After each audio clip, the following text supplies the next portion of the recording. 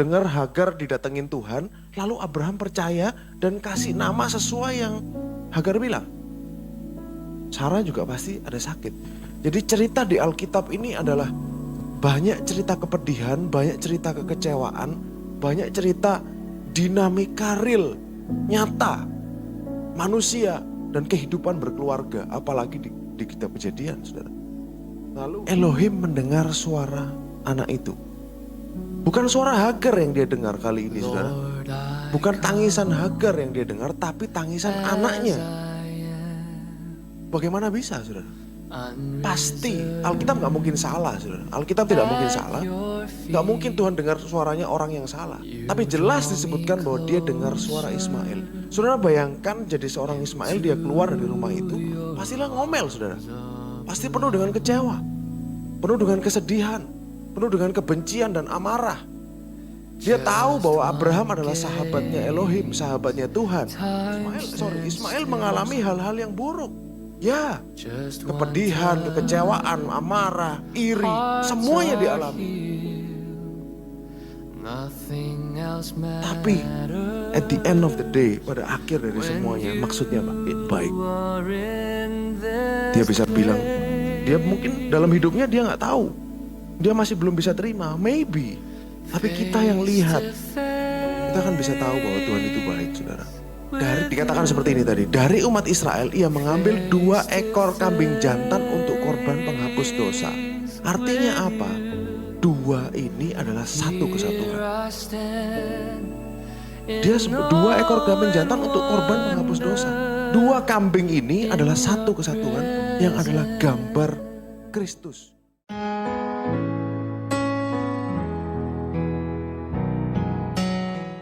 Shalom saudara. Senang bisa bersama-sama saudara sore hari ini.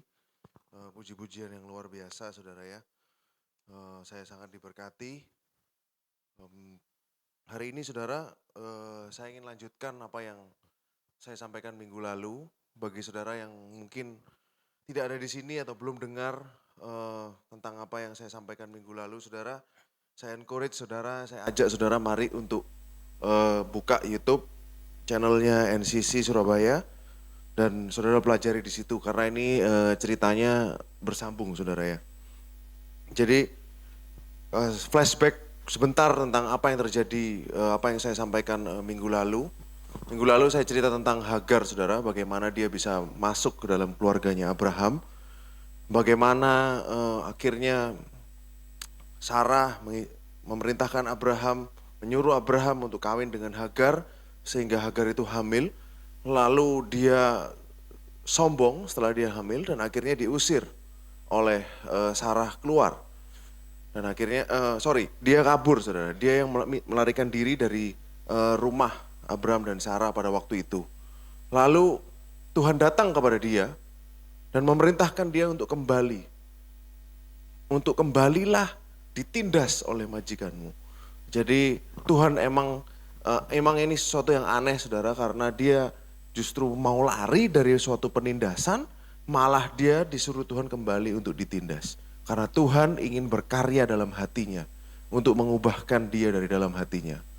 Nah, saudara juga sudah melihat ke minggu lalu bagaimana Hagar ini adalah satu-satunya perempuan yang didatengin Tuhan 2 kali dan dia memberi nama Tuhan El Roi, Tuhan yang melihat. Jadi satu-satunya perempuan yang memberikan nama kepada Tuhan adalah Hagar. Lalu saudara juga lihat bagaimana minggu lalu saya sempat ceritakan bahwa dia mengalami perjumpaan dengan Tuhan yang mirip seperti Musa, saudara. Jadi sudah saya tunjukkan juga bahasa aslinya minggu lalu bagaimana Tuhan menunjukkan bagian belakangnya kepada Hagar. Sama seperti ia menunjukkan bagian belakangnya kepada Musa. Padahal Hagar tidak minta, Musa minta. Dia bilang kepada Tuhan, show me your glory, tunjukkan kepadaku kemuliaanmu. Akhirnya Tuhan menyatakan dirinya kepada Musa.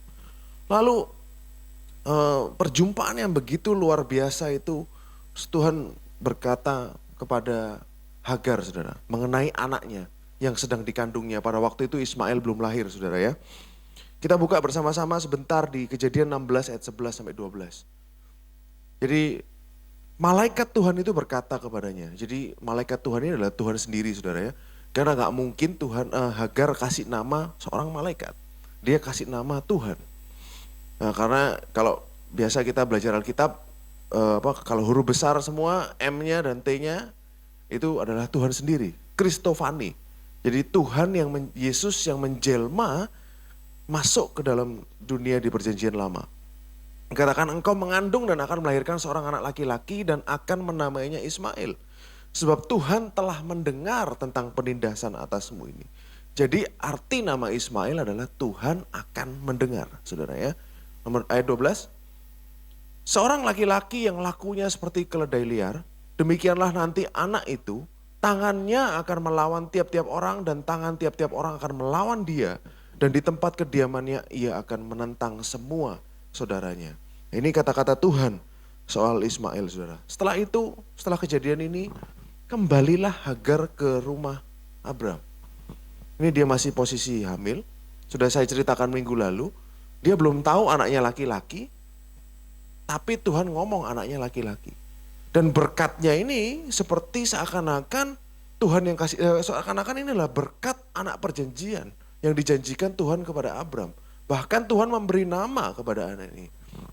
Pasti jadi seorang Hagar dia akan pulang dengan ekspektasi bahwa anak yang dia kandung adalah anak perjanjian.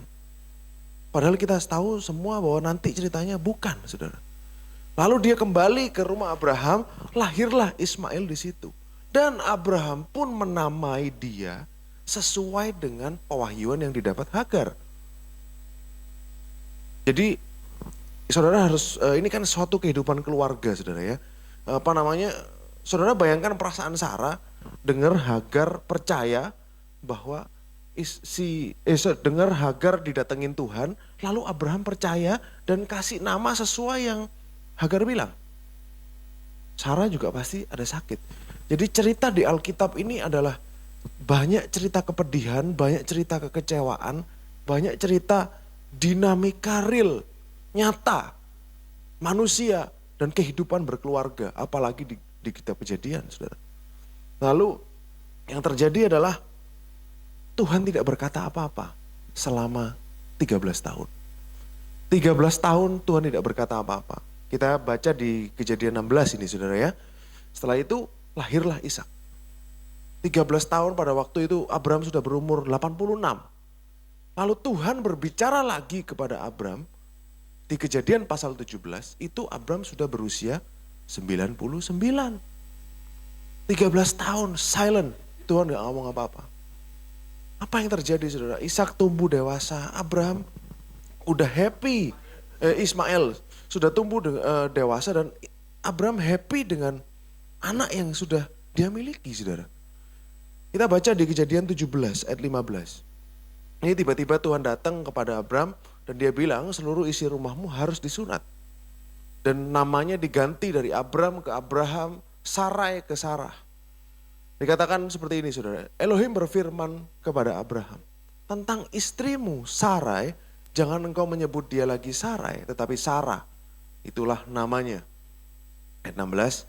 Aku akan memberkatinya dan daripadanya juga aku akan memberikan kepadamu seorang anak laki-laki. Tiba-tiba Tuhan datang nih. Ibaratnya ngomong lagi bahwa akan ada anak laki-laki lagi. Dari Sarah. Bahkan aku akan memberkatinya. Sehingga ia menjadi ibu bangsa-bangsa. Raja-raja bangsa-bangsa akan lahir daripadanya. Kalau kita sebagai komentator saudara kita selalu ngomong Tuhan harusnya ngomong gini dari dulu. Supaya dia gak ribut-ribut cari Hagar. Harusnya Tuhan bilang bahwa nanti akan ada anak lahir dari Sarah. Dan Tuhan hanya bilang dulu anak lahir dari Abraham. Makanya mereka berusaha memikir oh mungkin istrinya lain tapi satu bapak. Nah dikatakan seperti ini. Nah ayat 17. Lalu tertunduklah Abraham dan tertawa. Nggak percaya saudara. Serta berkata dalam hatinya. Mungkinkah bagi seorang yang berumur 100 tahun dilahirkan seorang anak? Dan mungkinkah Sarah yang telah berumur 90 tahun itu melahirkan seorang anak? Ini kan sesuatu ketidakpercayaan saudara. Dikatakan Abraham adalah bapak orang beriman. Makanya Alkitab itu adalah, Tuhan kita adalah Tuhan yang penuh dengan kasih karunia. Di kitab Ibrani dia disebut bapak orang beriman dan segala macam, saudara ya. Karena Tuhan gak lihat lagi ketidakpercayaannya. Tuhan gak lihat lagi segala sesuatu yang buruk yang Abraham lakukan. Karena Tuhan kita adalah Tuhan yang penuh dengan kasih karunia. Makanya meskipun dia masih gak percaya seperti ini, Tuhan terus datang. Saudara akan lihat di pasal 18, Tuhan datang lagi. Tahun depan kamu akan punya anak. Tuhan adalah Tuhan yang selalu mengingatkan. Oleh karena itu iman sebenarnya bukan usaha, saudara.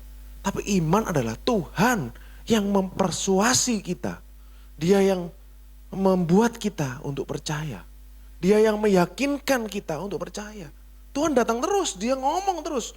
Berapa kali Tuhan menyatakan kepada Abraham bahwa dia akan menjadi bangsa yang besar. Dari awal dia umur berapa, 70, dari waktu dia masih di Ur Kasdim sampai kenyataannya 30 tahun kemudian. Nah dikatakan seperti ini, ayat 18. Dan Abraham berkata kepada Elohim, sekiranya Ismail diperkenankan hidup di hadapanmu. Abraham sudah gak berharap, saudara. Dia sudah happy dengan Ismail. Tuhan, Ismail aja. Dalam kata lain, saudara, ini loh Ismail Tuhan. Kok ada lagi gitu loh. Abraham sudah happy dengan anak laki-laki yang dia miliki. Dia mengasihi anak ini, saudara. Kalau enggak ngapain dia bilang seperti ini. Ayat 19. Tetapi Elohim berfirman, tidak, melainkan istrimu Sarah yang akan melahirkan anak laki-laki bagimu. Engkau akan menamai dia Ishak. Aku akan mengadakan perjanjianku dengan dia. Menjadi perjanjian yang kekal untuk keturunannya. Jadi covenant-nya Tuhan bukan dengan Ismail. Covenant atau perjanjiannya Tuhan adalah dengan Ishak. Tapi apakah Tuhan tidak menghendaki Ismail ada? Tidak, saudara. Kalau Tuhan tidak menghendaki Ismail ada, dia tidak suruh Hagar pulang. Tuhan mau Ismail lahir dalam keluarga ini. Dan menjadi anak Abraham. Lucu, saudara. Padahal kita semua tahu bahwa kalau seandainya Ismail tidak lahir di keluarga Abraham, kalau waktu Hagar minggat dari rumahnya, dia disuruh pergi ke tempat lain, Ismail lahir di tempat lain, gak pernah ketemu dengan Abraham, tidak akan banyak drama dalam keluarga itu. Paling enggak rasa pedihnya, kecewa, marah akan berkurang, saudara. Tetapi tidak demikian. Tuhan sengaja ingin terjadi drama dalam keluarga ini. Karena dia punya tujuan. Lucu, saudara ya, kalau saudara lihat satu-satu, Tuhan ini seperti seorang sutradara, saudara. Dia atur semuanya, dia memang sengaja ini bikin konflik, taruh sini konflik, supaya ada ceritanya. Mungkin seperti itu, saudara ya. Nah, karena dia punya tujuan. Ayat 20. Tentang Ismail, dikatakan lagi, Tuhan tahu hatinya Abraham itu cinta kepada anaknya yang pertama. Dia bilang, tentang Ismail, aku telah mendengarkan permintaanmu. Ia akan kuberkati, kubuat beranak cucu dan sangat banyak. Ia akan memperanakkan 12 raja. Janjinya, saudara ya, 12 raja. Loh kok mirip? Kan Israel 12 suku. Seakan-akan paralel, saudara. Tidak ada yang kebetulan dalam Alkitab. 12 raja dan aku akan membuatnya menjadi bangsa yang besar. Tuhan bilang seperti itu. 21, tetapi perjanjianku, dia katakan lagi. Covenantku akan kuadakan dengan Ishak. Yang akan dilahirkan Sarah bagimu tahun yang akan datang pada waktu seperti ini juga. Semakin detail lagi Tuhan ngomongnya. Tahun depan, waktu ini. Ayat 22. Setelah selesai berfirman kepada Abraham, naiklah. Elohim meninggalkan Abraham. Sampai di sini saudara bisa mulai memahami, saudara. Bahwa Abraham berpikir bahwa Ismail lah anak perjanjian itu. Dia sudah happy, saudara, dengan itu. Lalu fast forward terus cerita ini, saudara. Kita maju dari cerita ini. Sampailah kita pada waktu Ishak lahir. Pada waktu Ishak lahir, itu mungkin Ismail sudah berumur sekitar 15, 16, 17. Waktu itu Abraham berumur 100 pada waktu Ishak lahir. Berarti 14, saudara ya. Lalu di Kejadian 21, boleh dibuka Dela, ayat 8. Di situ disapihlah, bertambah besarlah anak itu dan ia disapih. Disapih biasanya umur 2 atau 3 tahun. Berarti kurang lebih pada waktu kejadian ini, di kejadian 21 ini, Ismail berumur 16-17. Lalu Abraham mengadakan perjamuan besar pada waktu Ishak disapih. Ayat 9, pada waktu itu Sarah melihat, nah ini yang aneh saudara, bahwa anak itu yang dilahirkan Hagar, perempuan Mesir itu bagi Abraham sedang main dengan Ishak, anaknya sendiri. Ayat 10, berkatalah Sarah kepada Abraham, usirlah hamba perempuan itu beserta anaknya. Sebab anak hamba ini tidak akan menjadi ahli waris bersama-sama dengan anakku Ishak. Oh, tegas sekali saudara ya. Ayat 11, hal ini sangat menyebalkan Abraham oleh karena anaknya itu. Ini pertama kali di Alkitab dituliskan perasaan Abraham. Selama ini dia disuruh Tuhan meninggalkan keluarga, disuruh Tuhan apa, disuruh Tuhan ini kesana kesini. Tidak pernah dituliskan tentang perasaannya. Baru kali ini Alkitab mencatat perasaan Abraham. Sangat sebal, sedih dia saudara. Sangat kecewa dia, bingung. Karena Tuhan, karena apa? Sarah minta seperti itu. Ayat 12. Ditambah lagi, Tuhan yang nyuruh sekarang saudara. Elohim berfirman kepada Abraham, janganlah sebal hatimu karena hal anak dan budakmu itu. Dalam segala hal yang dikatakan Sarah kepadamu, haruslah engkau mendengarkannya. Sebab yang akan disebut keturunanmu ialah yang berasal dari Ishak. Tuhan bantuin Sarah, saudara. Sebagai orang, ibaratnya dalam orang zaman ini, saudara, kita pasti berpikir, loh salahnya Ismail nih apa sih kok sampai dia diusir? Kenapa sih kok sampai diusir? Awal ceritanya itu seperti apa? Kenapa kok dia tiba-tiba diusir? Lalu Tuhan bantuin lagi. Tuhan mendukung lagi. Kita selalu berpikir dari sisi Ishak, saudara. Kita berpikir, oh ya memang harus seperti itu. Tapi dari segi Ismail kecewa loh saudara. Loh gimana sih? Aku anak kok diusir? Kan sesuatu ketidakadilan. Sesuatu injustice, ketidakadilan yang terjadi di sini. Nah, makanya saya ingin ajak saudara lihat dari perspektif-perspektif yang lain hari ini saudara. Nah, saudara kalau kita buka di kata-kata di bahasa aslinya saudara ya. Nah, kalau dalam bahasa Indonesia itu dikatakan bermain dengan Ishak. Tapi dalam bahasa Inggris dan bahasa aslinya tidak ada kata-kata Ishak di situ. Nah, kita lihat dalam bahasa aslinya, dia bilang Sarah scoffing, melihat Ismail scoffing. Scoffing itu seperti mengejek. Scoffing itu mengejek. Terjemahannya tertawa atau mengejek. Mungkin saudara ya, dalam pikiran saya mungkin seperti dalam bahasa Jawanya adalah ngenyek, menghina, tapi dengan tertawa saudara. Mungkin saudara. Orang Yahudi masih bingung. Apa sebenarnya yang Sarah lihat ini, mereka pun tidak ngerti saudara. Bahkan ada rabi-rabi yang mempelajari ini dan menemukan bahwa kata-kata ini dipakai juga pada waktu Ribka dan Ishak bermesraan. Jadi suatu kegiatan antara laki-laki dan perempuan. Tapi menurut saya nggak mungkin saudara, nggak masuk akal. Saya lebih percaya apa yang diartikan oleh Paulus. Boleh dibuka Galatia 4 ayat 29. Paulus pernah membahas soal ini saudara. Karena Paulus kan dia seorang rabi. Dia lebih dekat dengan zaman itu. Pasti dia tahu kenapa itu pengertiannya. Paulus bilang apa saudara? Tetapi seperti dahulu dia yang diperanakkan menurut daging menganiaya. Yang diperanakkan menurut roh. Demikian juga sekarang ini. Jadi Paulus menerjemahkan apa yang terjadi pada waktu itu sebagai suatu penganiayaan. Ya mungkin diejek, dihina atau seperti apa, saya nggak tahu saudara ya. Lalu makanya ayat 30, tapi apa kata nas kitab suci? Dia mengutip kata-kata Sarah, usirlah hamba perempuan itu beserta anaknya.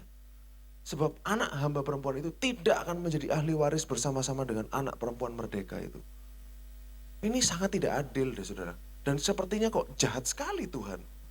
Kenapa Tuhan memerintahkan sesuatu yang jahat? Bukankah dia yang suruh Hagar untuk kembali? Kenapa sekarang diusir lagi sama Tuhan? Pernah nggak kita bertanya-tanya seperti itu, saudara? Kok dia yang suruh balik, sekarang dia yang suruh pergi? Kenapa? Why? Tuhan punya tujuan, saudara. Tuhan tidak melakukan sesuatu tanpa maksud.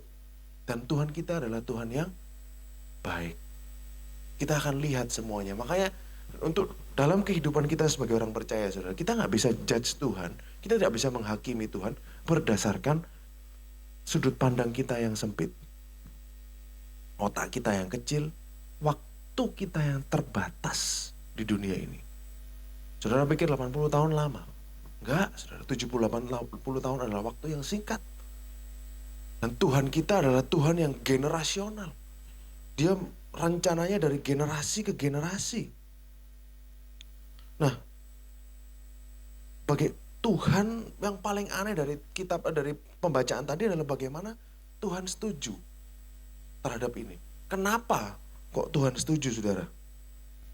Lalu kita lanjut baca ceritanya di Kejadian 21 ayat 14. Esokan harinya, pagi-pagi. Saudara perhatikan kata-kata ini. Nanti kita akan kembali ke sini. Keesokan harinya pagi-pagi Abraham mengambil roti serta sekirbat air dan memberikannya kepada Hagar. Ia meletakkan itu beserta anaknya di atas bahu Hagar. Kemudian disuruhnyalah perempuan itu pergi.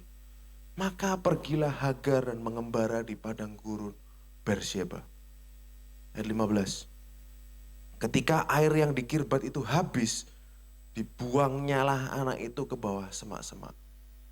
Sudah umur 16-17, saudara ya, bukan bayi ini, saudara. Dan ia duduk agak jauh, kira-kira sepemanah jauhnya. Sebab katanya, tidak tahan aku melihat anak itu mati. Sedang ia duduk di situ, menangislah ia dengan suara nyaring. Ini scene yang sangat menyedihkan, saudara. Sampai seperti ini, sampai mau mati, ayat 17. Lalu dikatakan apa, saudara? Elohim mendengar suara anak itu. Malaikat Elohim berseru dari langit. Jadi dia kali ini Tuhan sama, saudara, malaikat Elohim, Tuhan sendiri. Tapi dia tidak turun. Kali ini dia cuma ngomong dari langit. Dia cuma ngomong dari langit kepada Hagar, katanya, apa yang kau susahkan, Hagar? Jangan takut. Tuhan itu Tuhan yang penuh kasih, saudara. Dia ngomong penuh dengan damai. Sebab Elohim telah mendengar suara anak itu dari tempat ia terbaring. Saudara perhatikan di sini, setiap ayat ini ada maksudnya, saudara ya. Ayat 18. Bangunlah, angkatlah anak itu dan bimbinglah dia. Sebab aku akan membuat dia menjadi bangsa yang besar. Dia ulangi lagi sama Tuhan. Ayat 19. Lalu Elohim membuka mata Hagar sehingga ia melihat sebuah sumur. Berarti selama ini ada, cuma dia gak lihat, saudara. Tuhan buka baru dia lihat. Dia pergi mengisi kirbatnya dengan air, kemudian diberinya anak itu minum. Ayat 20. Elohim menyertai anak itu sehingga ia bertambah besar. Ia menetap di padang gurun dan menjadi seorang pemanah. Ayat 21. Maka tinggallah ia di padang gurun Paran dan ibunya mengambil seorang istri baginya dari tanah Mesir. Kembali ke ayat 14. Di ayat 14, 16. Nah, saudara lihat di sini. Apakah ada dituliskan Ishak berbicara kepada Tuhan? Apakah Ismail menangis? Tidak ada, saudara. Apakah ada disebutkan di sini bahwa Ismail itu menangis? Gak ada. Yang disebutkan menangis adalah Hagar. Tapi di ayat 17 dikatakan apa tadi, saudara? Elohim mendengar suara anak itu. Bukan suara Hagar yang dia dengar kali ini, saudara. Bukan tangisan Hagar yang dia dengar, tapi tangisan anaknya. Bagaimana bisa, saudara? Pasti, Alkitab gak mungkin salah, saudara. Alkitab tidak mungkin salah. Gak mungkin Tuhan dengar suaranya orang yang salah. Tapi jelas disebutkan bahwa dia dengar suara Ismail. Saudara bayangkan jadi seorang Ismail, dia keluar dari rumah itu, pastilah ngomel, saudara. Pasti penuh dengan kecewa. Penuh dengan kesedihan. Penuh dengan kebencian dan amarah. Dia tahu bahwa Abraham adalah sahabatnya Elohim, sahabatnya Tuhan. Kok sampai Abraham mendukung ini? Berarti kan Tuhan juga menyuruh Abraham untuk lakukan ini. pasti ngomel saudara, pasti marah. Tapi pada akhirnya dia tetap berbicara dengan Tuhan. Sehingga dikatakan di ayat ini bahwa Elohim mendengar suara anak itu. Tidak dikatakan dia menangis, tidak dikatakan dia berdoa, tidak dikatakan dia berseru kepada Tuhan, enggak. Tapi Tuhan mendengar suara anak itu. Apa artinya saudara? Di sini Tuhan menggenapi apa yang menjadi janjinya dalam hidup Ismail. Ismail arti namanya adalah God will hear. Tuhan akan apa saudara? Mendengar. Dan ini terjadi. Dia mendengar suara Ismail. Pada waktu itu. Digenapi saudara. Apa yang Tuhan janjikan kepada Hagar tadi di Kejadian 16. Digenapi sekarang. Lalu ada spesifik dikatakan jangan takut. Sebab Elohim telah mendengar suara anak itu dari tempat ia terbaring. Dalam bahasa Inggris dikatakan apa saudara? Tuhan sudah mendengar anak itu where he is. Di mana dia ada. Artinya bisa secara lahiriah. Dia ada di bawah semak-semak tadi. Artinya juga bisa secara spiritual saudara. Tuhan tahu kesedihannya. Tuhan tahu apa yang menjadi kebenciannya, kekecewaannya atas ketidakadilan yang sedang dialami. Makanya dia katakan Tuhan mendengar dari tempat di mana dia ada. Where he is, di mana dia ada. Dan kalau Tuhan berjumpa dengan dia, pastilah ada pemulihan saudara. Perjumpaan dengan Tuhan yang bisa menyembuhkan hati manusia. Orang gak bisa berjumpa dengan Tuhan lalu tidak mengalami damai sejahtera. Gak bisa saudara. Orang tidak bisa berjumpa dengan Tuhan lalu tidak mengalami kesembuhan dalam hatinya. Healing dalam hatinya. Dan Tuhan dengar. Dan dia visit. Dia tahu di mana Ismail berada. Tuhan kita adalah Tuhan yang baik saudara. Seringkali kita selalu berbicara tentang Ishak. Dan kita melihat ini orang-orang yang gak penting, figuran-figuran. Tapi Tuhan perhatikan loh figuran-figuran seperti ini. Tapi Tuhan jamah mereka. Tujuan saya cerita seperti ini adalah supaya saudara paham betapa tingginya, dalamnya, panjangnya, lebarnya, luasnya kasih Tuhan. Dia jangkau semuanya. Dia jangkau semuanya, bahkan yang terpinggir, yang gak penting pun dia masih jangkau saudara. Itulah Tuhan yang saudara dan saya sembah. Dimensi kasihnya itu terlalu besar buat kita untuk kita bisa mengerti saudara. Dan setelah itu dia genapi saudara. Apa yang dia janjikan kepada Ismail digenapi. Saudara kita buka Kejadian 25 ayat 12 sampai 17. Saya ingin tunjukkan kepada saudara Tuhan menggenapi, dia setia kepada apa yang dia katakan kepada Hagar.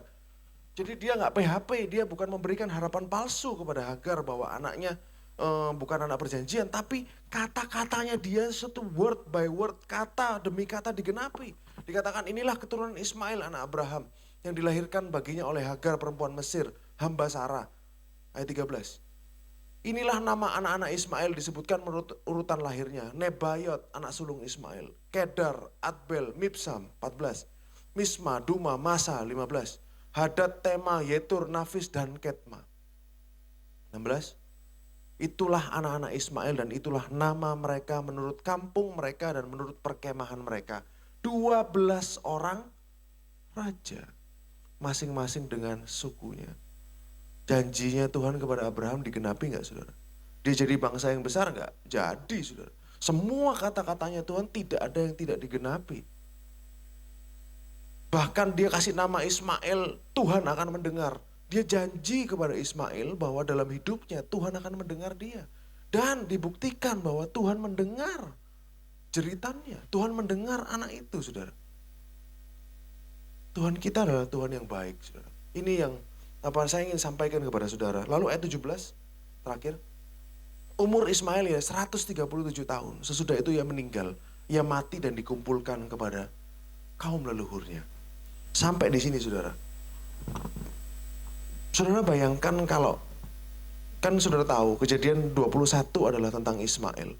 Bagaimana Abraham mengusir Ismail. Kejadian 22 adalah Abraham mengorbankan Ishak. Bagaimana kalau urutannya harusnya dibalik?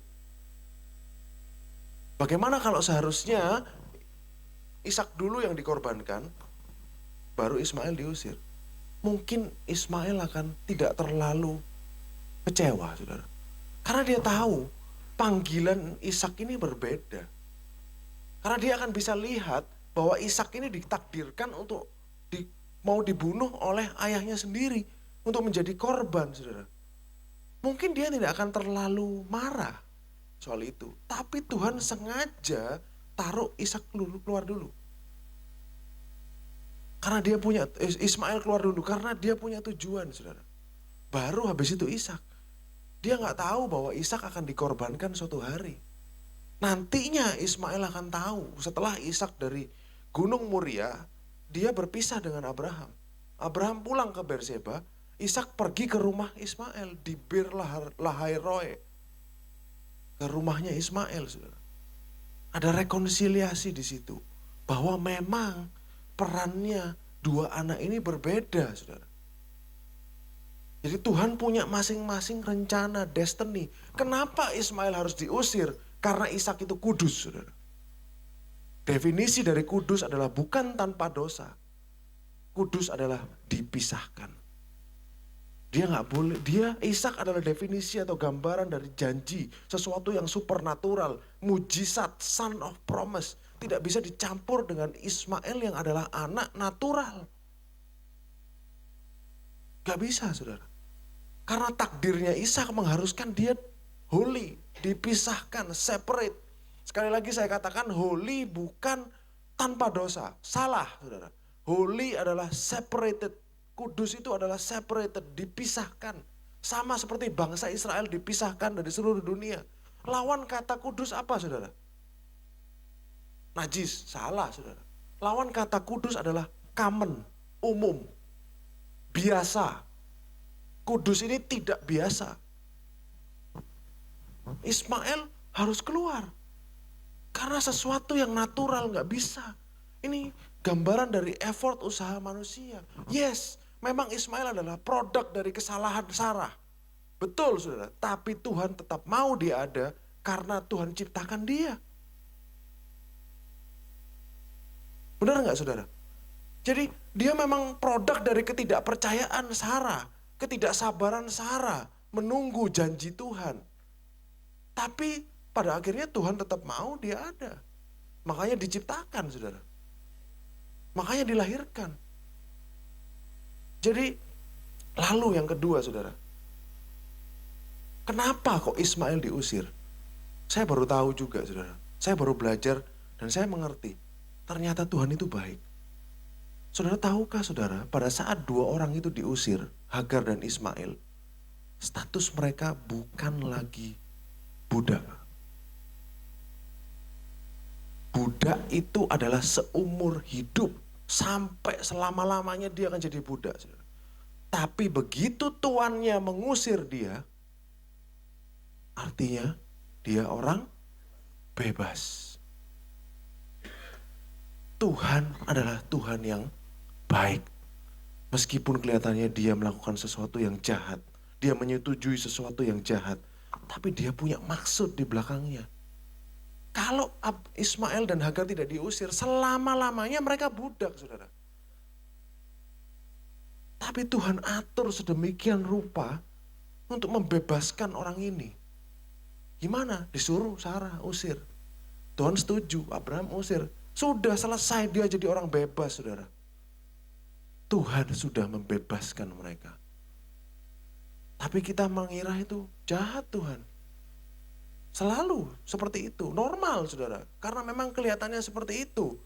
Tapi rencananya dia dalam sekali. Yang kita tidak pernah bisa mengerti. Rencananya dia begitu indah, saudara.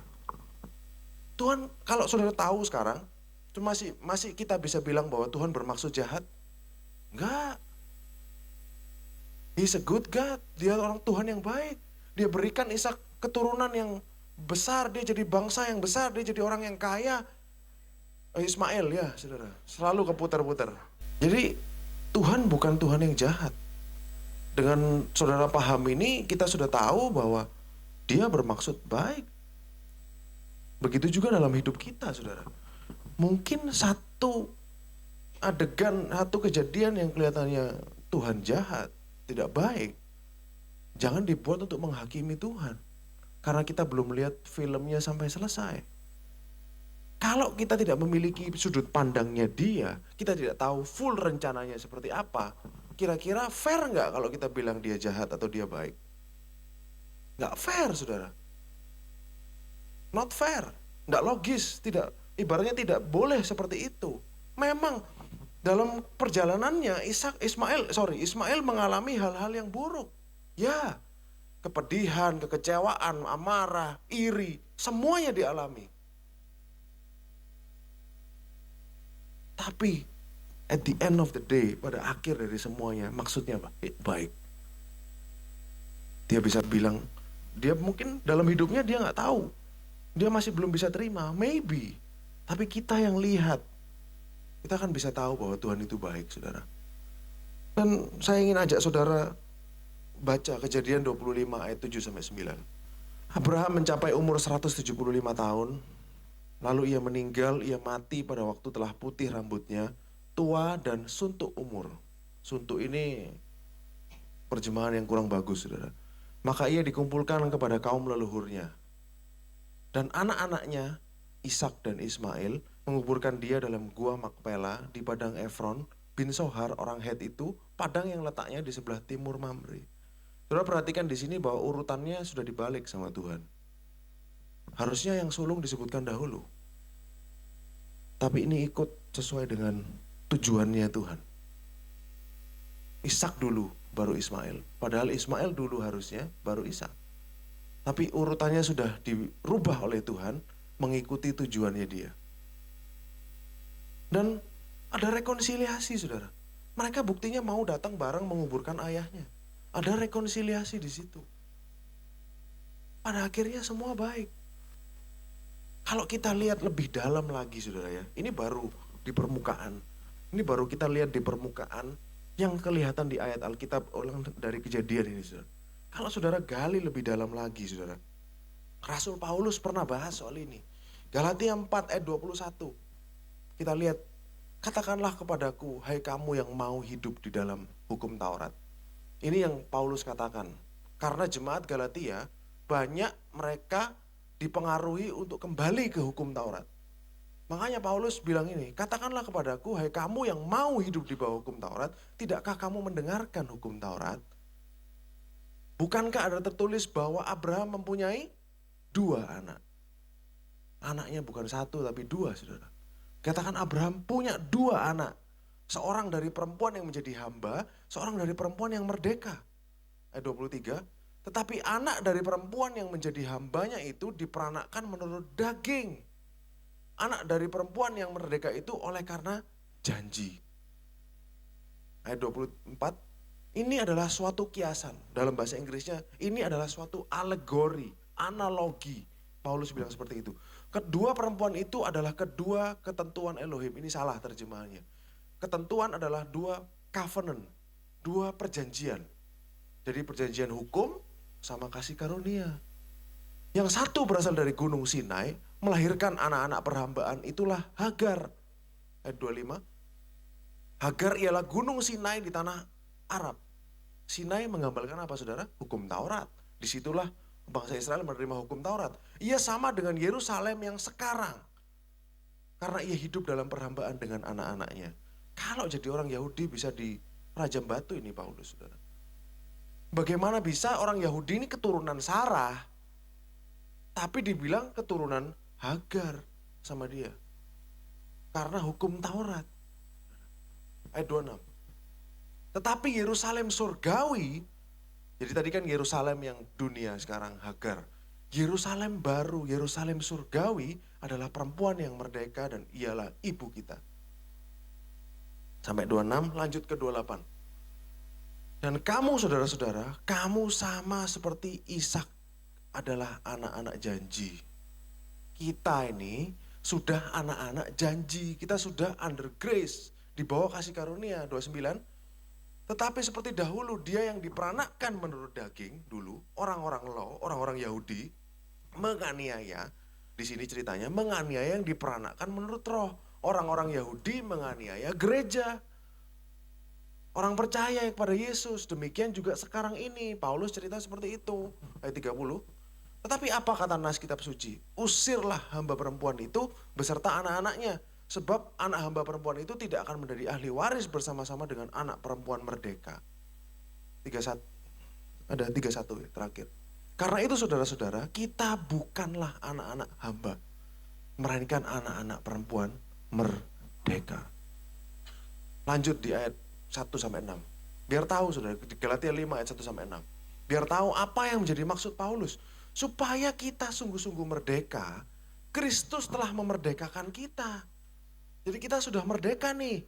Karena itu berdirilah teguh, jangan mau dikenai kuk perhambaan. Maksudnya apa? Jangan kembali jadi anaknya Hagar. Jangan di bawah hukum Taurat lagi. Ayat 2. Sesungguhnya aku, Paulus, berkata kepadamu, jika kamu menyunatkan dirimu, Kristus sama sekali tidak akan berguna kepadamu. Ekstrim, saudara. Radikal sekali Paulus.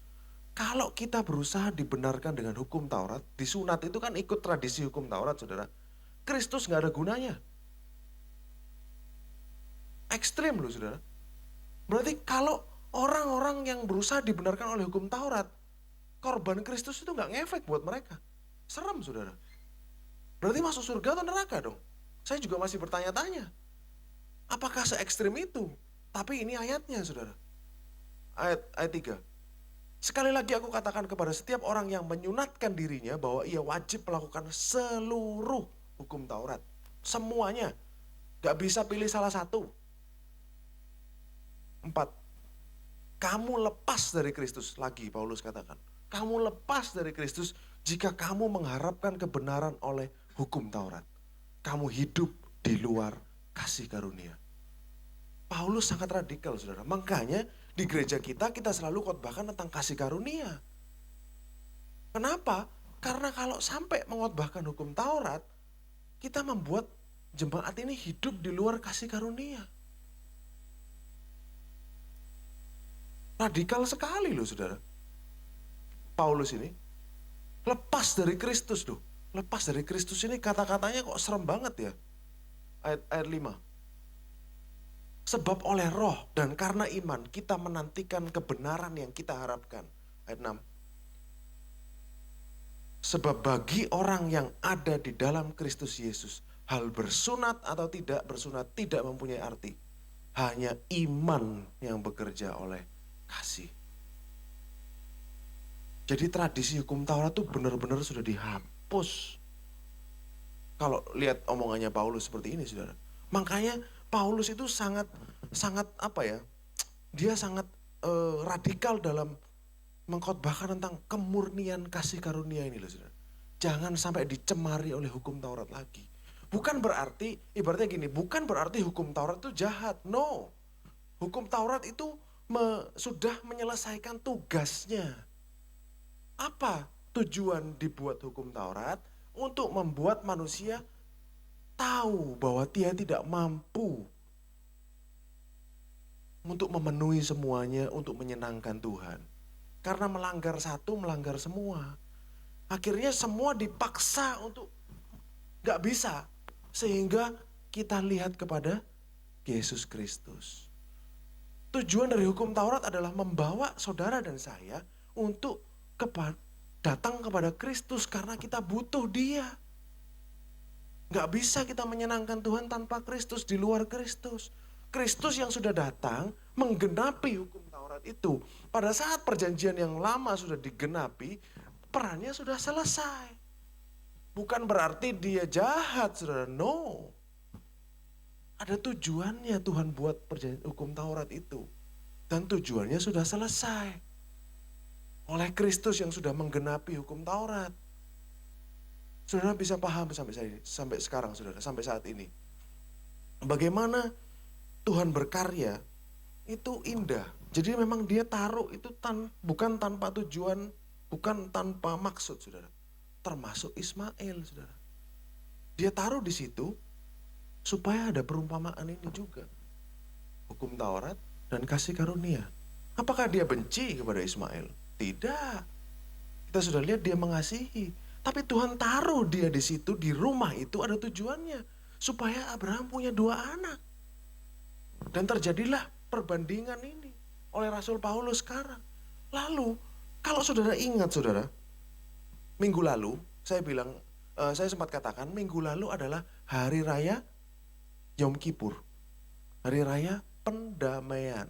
Hari yang paling suci dalam agama Yahudi. Sebelumnya lagi adalah Rosh Hasanah, hari raya trompet.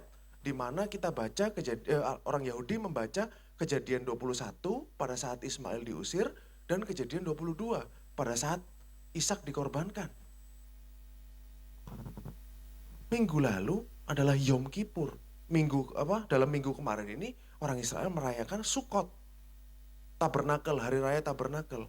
Nah, pada saat Yom Kippur saudara, pada saat hari raya Yom Kippur, kalau saudara ingat, saya pernah cerita soal ini. Tapi saya ingin ajak saudara untuk lihat dari perspektif yang berbeda setelah kita paham ini sekarang. Imamat 15 ayat 5-10. Dikatakan seperti ini saudara. Dari umat Israel, ia harus mengambil 2 ekor kambing jantan untuk korban penghapus dosa. Seekor domba jantan untuk korban bakaran. Jadi 2 kambing, ingat saudara ya, 2 kambing untuk penghapus dosa. Sin offering, ayat 6. Kemudian Harun mempersembahkan lembu jantan yang akan menjadi korban penghapus dosa baginya. Jadi yang tadi Bu Lili cerita, itu nyambung saudara, dengan ini saudara. Dikatakan seperti ini, Harun imam besar, dia cuma boleh setahun sekali itu masuk dalam ruang Maha Kudus pada saat hari raya ini, Yom Kippur. Hari paling suci untuk orang Yahudi. Karena ini hari di mana mereka dapat pengampunan. Jadi selama hari raya trompet sampai Yom Kippur, itu ada 10 hari saudara. Itu mereka berdoa sungguh-sungguh. Mereka minta ampun sungguh-sungguh, orang Yahudi. Lalu berharapnya apa? Supaya nama mereka ditulis di kitab kehidupan. Makanya kalau saudara lihat follow Instagramnya Benyamin Netanyahu, kemarin dia bilang waktu Yom Kippur, bilang apa saudara? Semoga nama kita tertulis dalam kitab kehidupan.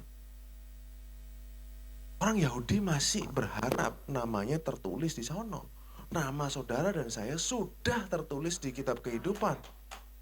Mereka masih berharap saudara. Tapi kita sudah tahu pasti nama kita ada di sana. Amin. Nah setelah itu, apa yang terjadi? Lembu jantan menjadi korban untuk dosanya dia. Jadi dia harus menyucikan dirinya sendiri juga. Mengadakan pendamaian baginya dan keluarganya. Ayat 7.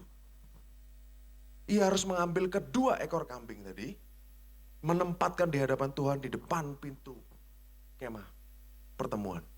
2 kambing tadi yang untuk korban penghapus dosa dibawa ke depan Tuhan. Ayat 8. Dan harus membuang undi atas kedua kambing jantan itu. Sebuah undi bagi Tuhan dan sebuah bagi Asasel. Lanjut dulu, nanti saya akan jelaskan semuanya. Ayat 9. Lalu Harun harus mempersembahkan kambing jantan yang kena undi bagi Tuhan dan mengolahnya sebagai korban penghapus dosa. Artinya apa? Yang kena undian bagi Yahweh mati, saudara. Dia harus dikorbankan. Ayat 10. Tetapi kambing jantan yang kena undi bagi Asasel haruslah ditempatkan hidup-hidup di hadapan Tuhan untuk mengadakan pendamaian, lalu dilepaskan bagi Asasel ke padang gurun. Inilah tradisi Yahudi pada waktu itu saudara ya. Jadi ada 2. Nah kita akan baca sedikit lagi ayat 15 sampai 19. Lalu ia harus menyembelih domba jantan. Ini bukan domba saudara, ini kambing. Bahasa Indonesianya salah. Kambing jantan yang akan menjadi korban penghapus dosa bagi bangsa itu, membawa darahnya masuk kemana? Belakang tabir. Berarti dia masuk ke ruang Maha Kudus. Sama seperti yang Bu Lili tadi bilang, Yesus imam besar kita, dia bawa darahnya sendiri, bukan darah korban penghapus dosa, masuk ke dalam ruang Maha Kudus. Apa yang dia lakukan? Di sana kemudian diperbuatnya dengan darah itu seperti yang diperbuatnya dengan darah lembu. Ia harus memercikkannya ke atas tutup pendamaian itu dan ke depan tutup pendamaian. Itu disebut, jadi ada tabut, dia harus percikkan di situ. Ayat 16. Dengan demikian ia mengadakan pendamaian bagi tempat itu karena segala kenajisan orang Israel dan karena pelanggaran mereka, apapun juga dosa mereka. Demikian harus diperbuatnya dengan kemah pertemuan yang tetap diam di antara mereka di tengah-tengah segala kenajisan. 17. Seorang pun tidak boleh hadir dalam kemah pertemuan sendiri, saudara. Bila Harun masuk untuk mengadakan pendamaian di tempat kudus, sampai ia keluar setelah mengadakan pendamaian baginya, bagi keluarganya dan bagi seluruh jemaah orang Israel. 18. Kemudian haruslah ia pergi keluar ke mezbah di hadapan Tuhan, mengadakan pendamaian bagi mezbah itu. Ia mengambil sedikit dari darah lembu dan dari darah domba, bukan domba saudara, kambing. Dan membubuhnya pada tanduk mezbah. Jadi di tanduk-tanduknya ini dikasih tanda darah, saudara. Ayat 19, kemudian ia harus memercikkan sedikit dari darah itu ke mezbah dengan jarinya 7 kali, mentahirkan serta menguduskan dari segala kenajisan orang Israel. 20, setelah selesai, ini saudara, mengadakan pendamaian bagi tempat kudus dan kemah pertemuan, serta mezbah, ia harus mempersembahkan kambing jantan yang masih hidup. Jadi ada dua. Satu tadi sudah mati, darahnya sudah dipercikkan, yang satu hidup, saudara. Nah, ayat 21. Harun harus meletakkan kedua tangannya ke atas kepala kambing jantan itu. Ya, mengakui di atas kepalanya segala kesalahan orang Israel dan segala pelanggaran mereka. Apapun dosa mereka, ia harus menanggungkan semuanya itu ke atas kepala kambing jantan itu. Kemudian melepaskannya ke padang gurun dengan perantaraan seseorang yang sudah siap sedia untuk itu. Ayat 22. Demikian kambing jantan itu mengangkut segala kesalahan orang Israel ke tanah yang tandus dan kambing itu harus dilepaskan di padang gurun. Ada kebingungan di sini, saudara.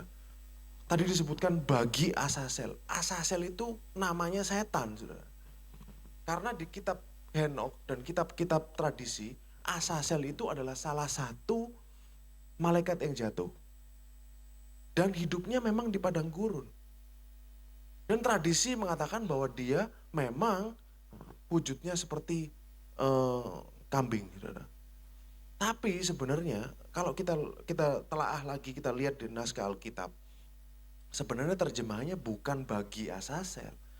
Tapi terjemahannya adalah sebagai Asasel. Asasel definisinya apa? Asasel itu definisinya adalah kambing, kambing yang pergi. L itu apa?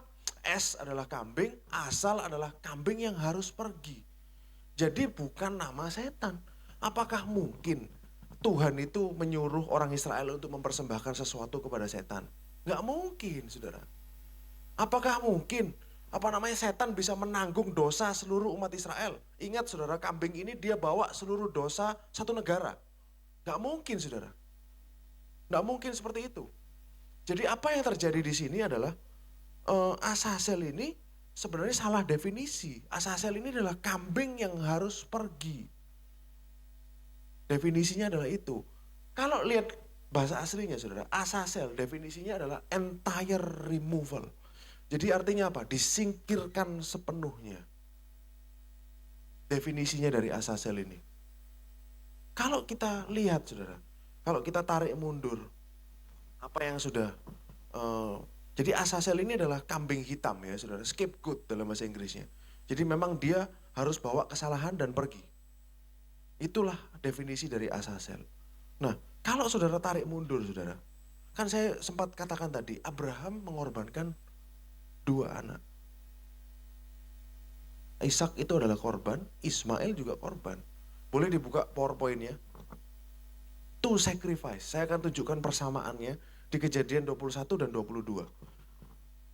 Next. 21 Ismail, 22 Ishak. Saudara ya, kita cepat aja. Keesokan harinya pagi-pagi Abraham. Di Ishak, keesokan harinya pagi-pagi bangunlah Abraham. Oke? Sama saudara ya. Next. Elohim mendengar suara anak itu. Lalu malaikat Elohim berseru dari langit kepada Hagar. Ini Ismail. Ishaknya gimana? Berserulah malaikat Tuhan dari langit kepada Abraham. Same, sama. Lanjut. Lalu Elohim membuka mata Hagar sehingga ia melihat sebuah sumur. Di Ishak seperti apa? Abraham menoleh dan melihat seekor domba jantan. Di belakangnya yang tanduknya tersangkut dalam belukar. Next. Ismail. Tuhan katakan apa? Sebab aku akan membuat dia menjadi bangsa yang besar. Ishak, dia bilang apa? Membuat keturunanmu sangat banyak. Seperti bintang di langit, seperti pasir. Dan keturunanmu akan menduduki kota-kota musuhnya. Jadi dua ini mirip, saudara. Paralel. Ismail dan Ishak ini paralel. Dan kesamaannya lagi apa? Dua-duanya nggak jadi mati. Dua-duanya nggak jadi mati. Ismail dan Ishak adalah korban, tapi dua-duanya nggak mati. Kenapa, saudara? Why? Mungkinkah mereka ini adalah gambaran dari sesuatu yang akan datang? Mungkinkah memang mereka tidak ditakdirkan Tuhan mati pada awalnya? Karena mereka cuman gambaran, bayangan dari sesuatu yang akan Tuhan lakukan di masa depan. Lalu Tuhan bikin bayangan lagi. Tuhan bikin gambar lagi. Tuhan ini suka bikin foto, saudara ya. Mungkin suka bikin bayangan-bayangan gitu, saudara. Dari Abraham, dia bikin seperti ini, bayangan seperti ini. Lalu pada Yom Kippur, dia bikin bayangan lagi. Kambing yang mati itu adalah siapa, saudara? Gambaran dari Ishak. Tapi kambing yang dibuang adalah gambaran dari Ismail. Kedua-duanya adalah gambaran Kristus. Karena itu adalah satu korban. Lanjut, boleh? Kambing yang mati yang pertama dan Ishak. Ada ayat-ayatnya, saudara, kesamaannya. Lanjut. Harun harus mempersembahkan sebagai korban penghapus dosa. Bawahnya, Tuhan bilang waktu kepada Ishak, dia bilang apa? Ambil anakmu yang tunggal yang kau kasihi, pergilah ke tanah Moria, persembahkan dia di sana sebagai korban bakaran. Next. Seorang pun tidak boleh hadir dalam kemah pertemuan pada waktu kambing itu dipersembahkan. Bila Harun masuk untuk mengadakan pendamaian di tempat kudus sampai ia keluar. Lalu Abraham dikatakan apa, saudara? Dia bilang kepada bujangnya yang menyertai dia, tinggallah kamu di sini dengan keledai ini. Aku beserta anak ini akan pergi ke sana, kami akan sembahyang. Dia sendiri, anak ini korbannya, saudara. Anak ini adalah kambingnya. Sendirian Abraham. Lanjut. Ia pergi keluar ke mezbah yang di hadapan Tuhan. Ini pada waktu selesai mengorbankan kambing yang pertama. Dikatakan Abraham mendirikan mezbah di situ. Disusunyalah kayu, diikatnya Ishak anaknya itu.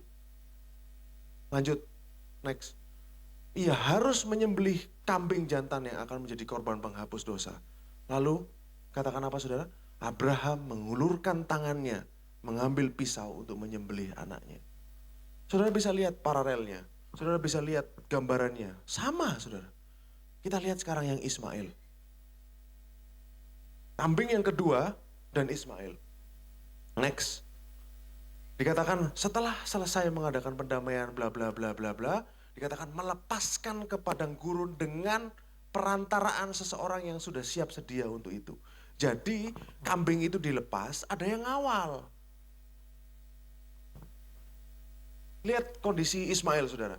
Dikatakan Abraham meletakkan itu beserta anaknya di atas bahu Hagar.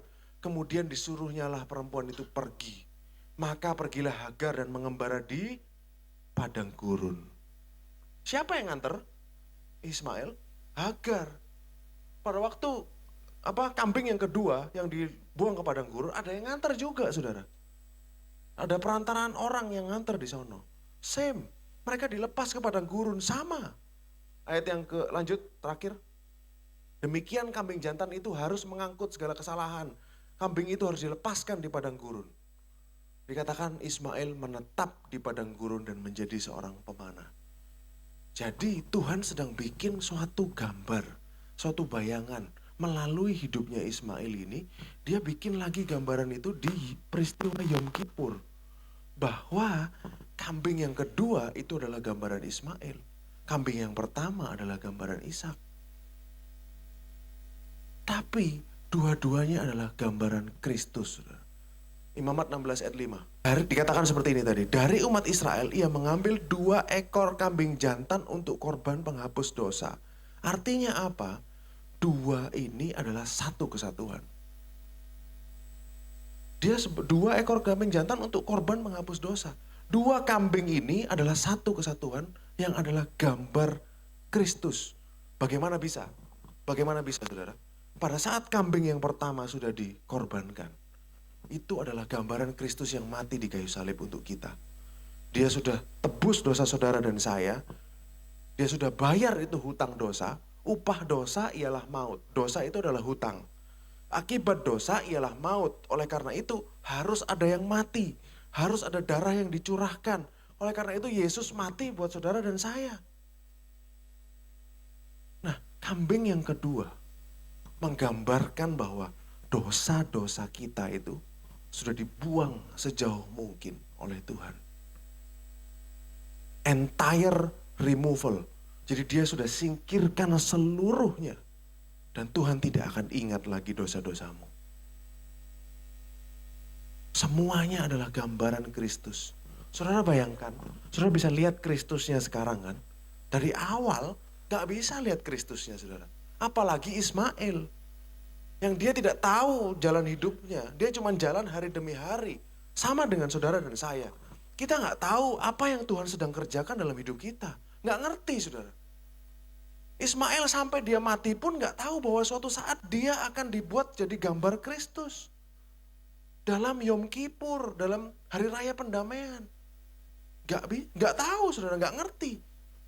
Setelah berabad-abad kemudian baru ngerti gambarnya. Kita nanti akan mengerti apa yang Tuhan lakukan dalam hidup kita. Pada saat kita ketemu Tuhan. Pada saat saudara nanti kembali ke surga. Saudara ketemu dengan Tuhan, baru dia akan tunjukkan semuanya. Tapi selama hidup kita di dunia ini, kita gak akan pernah mengerti 100%. Kita hanya bisa percaya bahwa dia baik. Kita hanya bisa percaya bahwa kita tahu dia sudah korbankan anaknya untuk kita. Saudara, kalau saudara bisa mengerti bagaimana Tuhan sangat mencintai Yesus. Tuhan ini sangat tergila-gila, Bapak ini sangat tergila-gila dengan anaknya. Sampai dia bikin foto di sini, bikin foto di sana, bikin cerita menggambarkan anaknya. Terus bikin cerita lagi Yom Kippur menggambarkan anaknya. Dia sangat terobsesi dengan Yesus. Dia sangat cinta dengan anaknya. Kalau saudara tahu seberapa Bapak mencintai Yesus, saudara tahu seberapa Bapak mencintai saudara. Karena dia relakan Yesus ganti kita. Dia relakan Yesus mati padahal kita yang seharusnya mati, saudara. Betapa indahnya kasih Tuhan. Betapa mulianya dia, saudara. Rencananya jauh di luar pikiran kita. Sampai kita mati nanti kita gak akan tahu apa yang Tuhan lakukan dalam hidup kita secara menyeluruh. Mungkin kita bisa tahu sebagian kecil saja. Tapi gambaran besarnya kita gak akan dapat.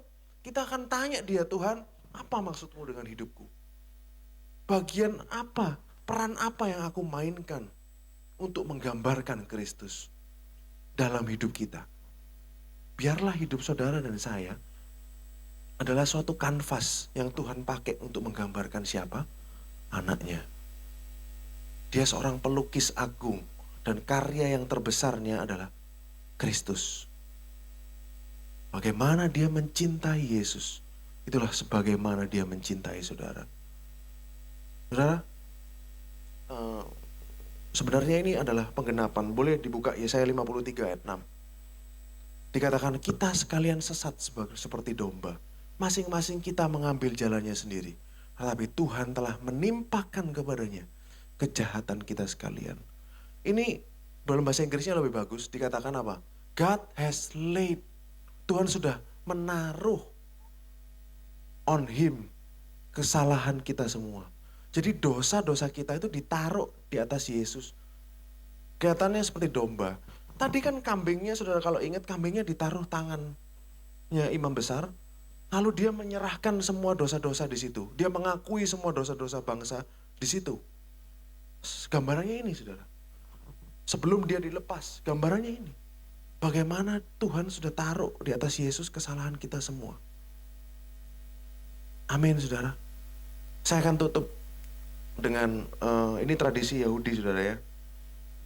Tradisi Yahudi dicatat benar-benar di kitab Talmud. Saya sudah cek sendiri, saya sudah lihat. Dicatat di kitab Talmud tradisi Yahudi.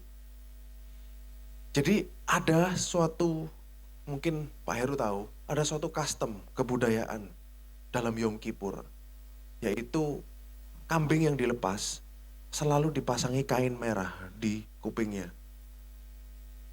Bertahun-tahun kain merah itu selalu pada saat dia jalan ke padang gurun dilihat jadi putih. Kain merah itu jadi putih. Menggenapi Yesaya 1 ayat 18. Meskipun dosamu merah seperti kirmisi, akan kubuat menjadi putih seperti salju.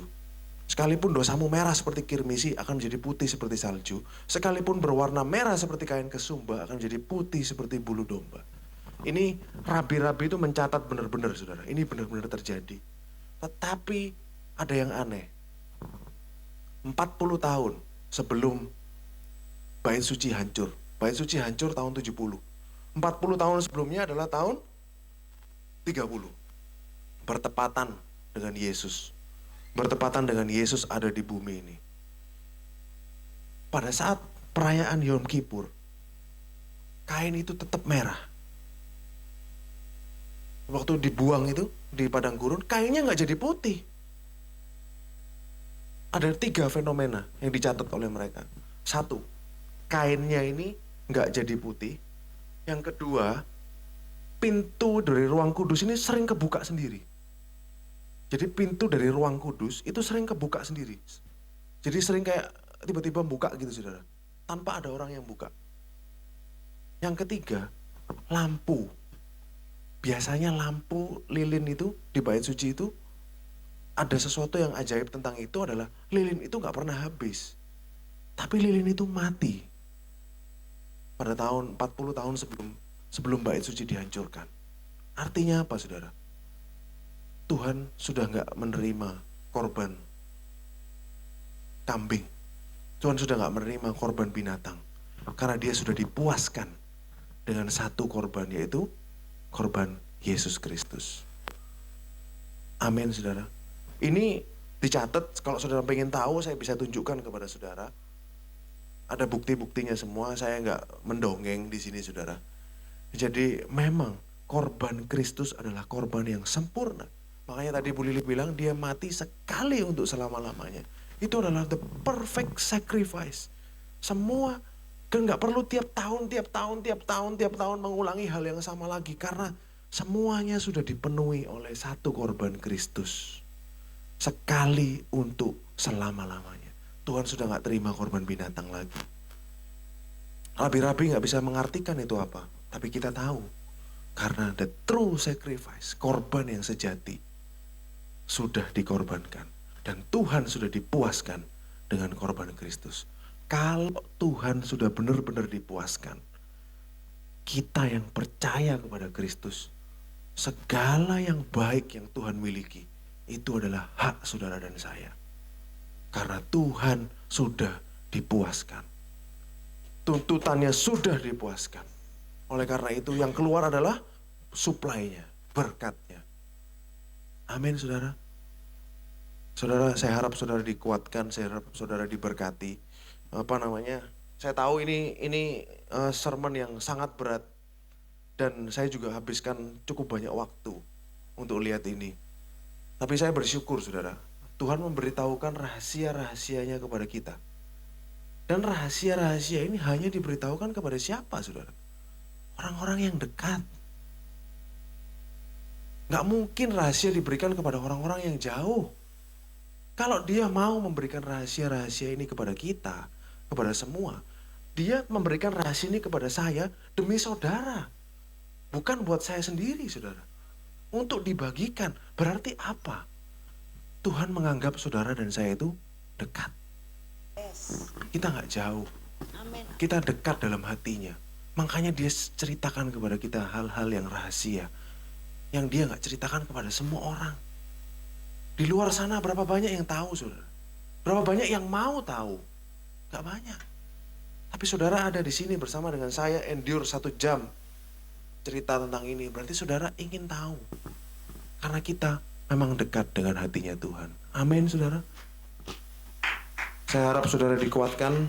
Mari kita berdoa, saudara. Terima kasih Tuhan atas revelation yang sudah Engkau berikan kepada kami. Terima kasih atas pewahyuan tentang anak-Mu Yesus Kristus. Kami bersyukur Tuhan, Engkau mau menyatakan hal-hal ini kepada kami. Karena hal-hal rahasia adalah milik Tuhan. Tetapi hal-hal yang dinyatakan adalah milik kami. Terima kasih Engkau sudah menyatakan sesuatu yang rahasia kepada kami Tuhan. Terima kasih kami adalah anak-anak yang Kau kasihi. Kami adalah anak-anak yang Kau anggap dekat dengan hati-Mu. Terima kasih Yesus, kami selama-lamanya bersyukur. Tambah-tambahkan lagi pewahyuan, bukakan kepada kami lagi hal-hal yang rahasia itu Tuhan. Supaya kami bisa melihat Kristus. Karena kami tahu hanya Kristus yang bisa menyenangkan Engkau. Dan kami, posisi kami ada di dalam Kristus sekarang. Karena kasih karunia-Mu. Terima kasih Yesus, berkati setiap jemaat-Mu yang mendengar. Berkati mereka semakin hari semakin nyatakan pewahyuan tentang kebaikan-Mu dalam hidup mereka. Terima kasih Yesus, dalam nama Yesus kami berdoa dan mengucap syukur. Haleluya. Amin. I worship His soul.